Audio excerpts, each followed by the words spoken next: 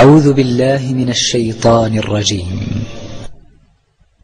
يا أيها الذين آمنوا لا تتخذوا اليهود والنصارى أولياء بعضهم أولياء بعض ومن يتولهم منكم فإنه منهم إن الله لا يهدي القوم الظالمين.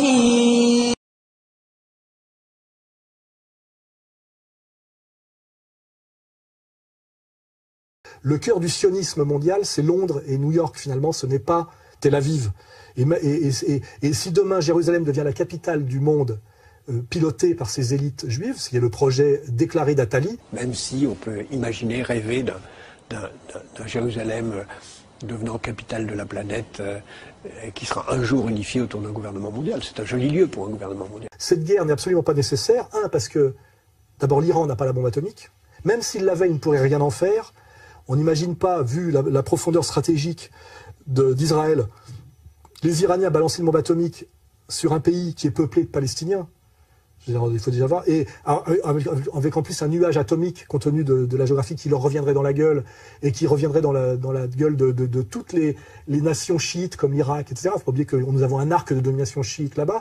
Ce qui fait que, un, l'Iran n'a pas la bombe, deux, ils ne peuvent pas menacer Israël avec. Donc c'est un double mensonge. En revanche, ce qu'il ne faut pas oublier, c'est que Israël a la bombe atomique en contravention de toutes les lois internationales de non-prolifération.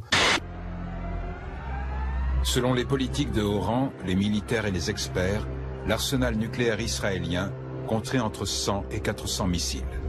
De fabrication récente, ils sont dotés de systèmes ultramodernes. Bombes à neutrons, mini-bombes à hydrogène capables de détruire des bunkers souterrains. Missiles de croisière capables d'anéantir des grandes villes et qui peuvent être tirés de n'importe quel point de la planète depuis des sous-marins. Il faut rappeler que Israël a la bombe en contravention de toutes les lois de non-prolifération, que cette bombe leur a été donnée par un travail d'espionnage et de noyautage de la nation française par la 4e République française. À l'origine de ce projet ultra-secret, deux hommes. Le président du Conseil Guy Mollet et le ministre de la Défense Maurice Bourgès-Monory. Qui est aussi traître à son pays et aussi vendu à Israël que l'est aujourd'hui le parti socialiste et le noyau dur du gouvernement français, anti-gaulliste et anti-catholique autour de François Hollande. Hein. Le nouveau réacteur israélien, connu aujourd'hui sous le nom de Dimona, présentait de grandes similitudes avec celui de Marcoule en France. Les images des espions américains révèlent que plusieurs centaines de Français travaillent sur le site. Ils sont logés dans les nouveaux lotissements environnants. Pour Washington, plus de doute. Français et Israéliens développent un programme d'armement nucléaire.